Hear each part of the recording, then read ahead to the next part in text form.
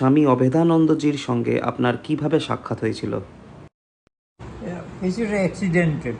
হুম আমি তখন ক্লাস 10-এর ছেলে। হুম। সামনে আমার পরীক্ষা, মাধ্যমিক পরীক্ষা। মেট্রিক পরীক্ষা, তখন তো মেট্রিক ছিল, মেট্রিক পরীক্ষা। তা আমরা ছোটোবেলা থেকেই আমি শহরে আসার পরে রামকৃষ্ণ মিশনে খুব যেতাম, মানে সোশ্যাল ওয়ার্কের বেসিস। আচ্ছা আচ্ছা। যেমন আমরা বন্ধু বান্ধব আমরা সব রোববার দিন মুষ্টি ভিক্ষা বেরোতাম। এই মুষ্টি ভিক্ষা কম্পিটিশন হতো আমাদের, কে কত বেশি তুলতে পারে, সব বন্ধুরা আর কি ক্লাসে। সেই করতে করতে আসলে করতাম কি, যখন দেখলাম কম হয়েছে নিজের বাড়িতে হাত দিয়ে দিলাম, যে যাতে অন্তত সম্মানটা থাকে আমারটা বেশি হয়েছে। যাই হোক, এইসব করে কৃষ্ণ মিশনের সঙ্গে আমাদের একটা মানসিক এবং শারীরিক তো যাচ্ছে। প্রত্যেক দিন বিকেলবেলা স্কুল থেকে বেরিয়ে আমরা বাড়িতে এসে খাবারটা খেয়েই চলে যেতাম রামকৃষ্ণ মিশনে। বেশি দূর না, তবু হাঁটতে হতো। তখন আমাদের মধ্যে স্বভাবতই বেশিরভাগই বিবেকানন্দ নিয়ে আলোচনা হতো, কারণ ছাত্রদের কাছে রামকৃষ্ণ ততটা তখন আমি আমার রামকৃষ্ণ চেয়েও সবাই বিবেকানন্দ নিয়ে, বিবেকানন্দ বই পড়া, বিবেকানন্দ এই করা, এইসব করতাম। এবং এমনকি আমরা যখন স্কুলে পড়ি, 9-এ বোধহয় তখন, আমি 10-এ না, তখন একটা ইন্টার স্কুল কম্পিটিশন হলো বিবেকানন্দ নিয়ে।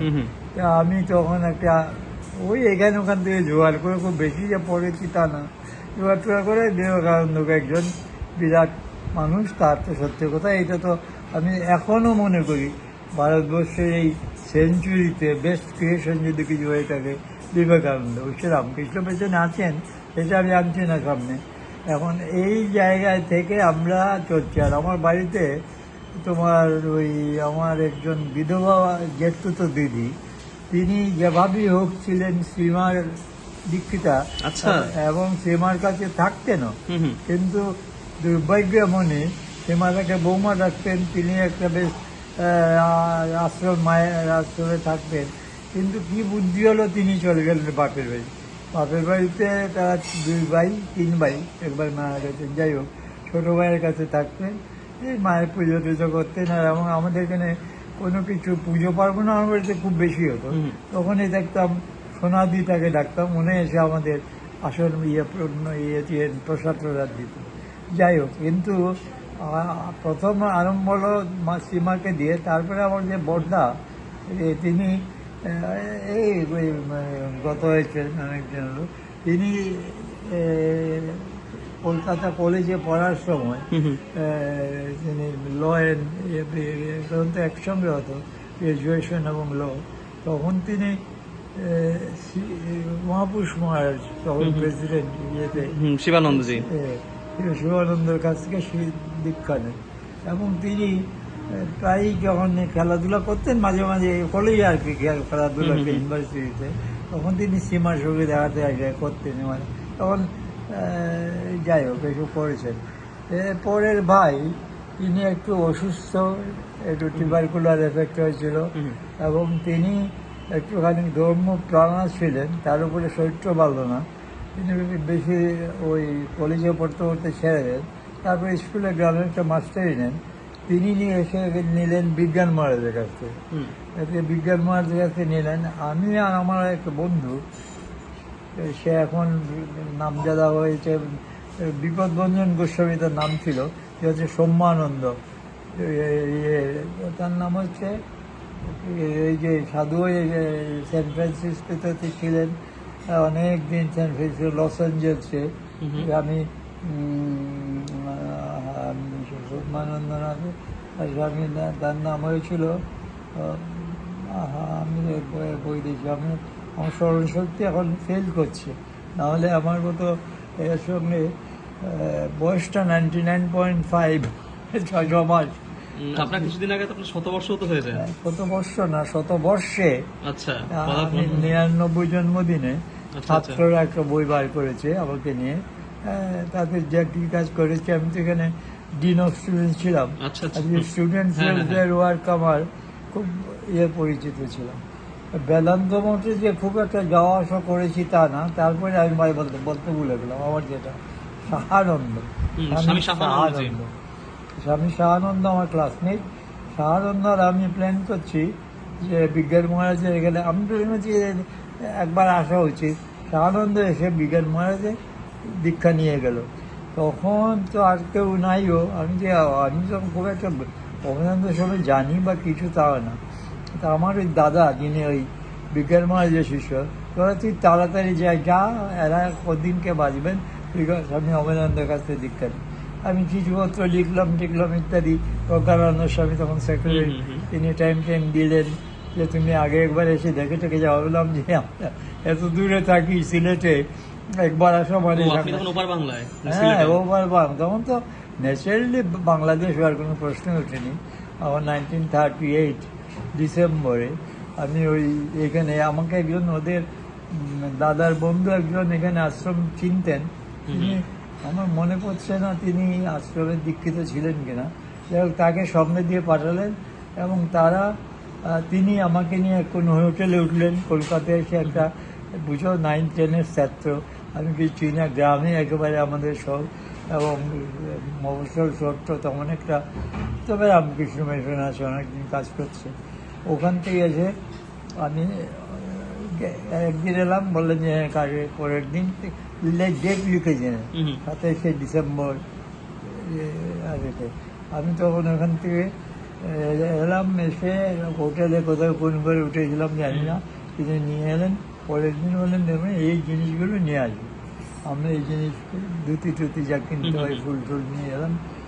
পরে মহারাজ তো উপর থেকে নেমে এসে মঠের ভিতরে বসলেন, মঠের ভিতরে বসলেন, বয়স্ক যথেষ্ট, তখন দুর্বল, তবু আমি গেলাম, আমাকে বসালেন, বসিয়ে আমি বললাম যে আশীর্বাদ দিয়ে মন্ত্র যা দিলেন, বিশেষ কিছু বললেন না। বললেন যে তোমার সময় মতো বুঝতে পারছেন যে আমি ছাত্র নিয়ে এইসব করেছি, যেমন তোমার সময় মতো তুমি মন্ত্র বলবে, ভালো করে বলবে, যাতে তোমার আঙুলের অন্তত ইয়ের উপরে না পড়ে, কলার উপরে যাতে হাতটা না পড়ে, বিভিন্ন ঘরগুলো থাকে, অনেকে ঘুমাতে হয়তো, আমাদেরও হয়ে যায় এরকম বললেন। আর ঠাকুরের ছবিটা এখানে চিন্তা করবে।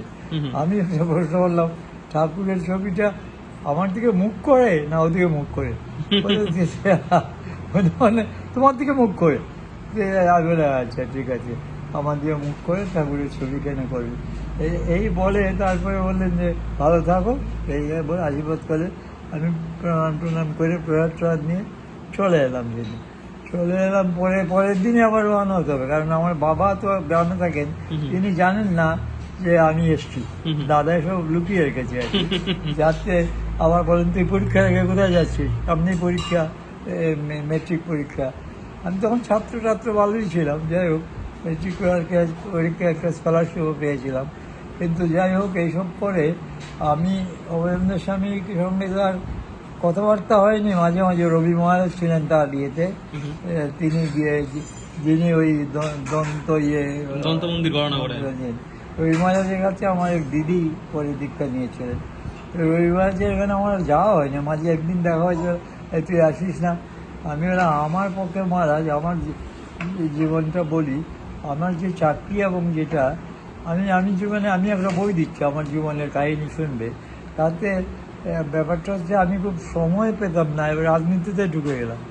1938-এ সুভাষচন্দ্র যখন এলেন আমাদের এখানে কংগ্রেস প্রেসিডেন্ট হিসেবে, আমি শুনেছি সুভাষচন্দ্র কংগ্রেস প্রেসিডেন্ট হয়ে মহারাজের সঙ্গে দেখা করতে এসে মহারাজের ঘরে চেঁচার থেকে উঠে গিয়ে তাকে বুকে ধরে আলিঙ্গন করেছিলেন, আশীর্বাদ দিয়েছিলেন।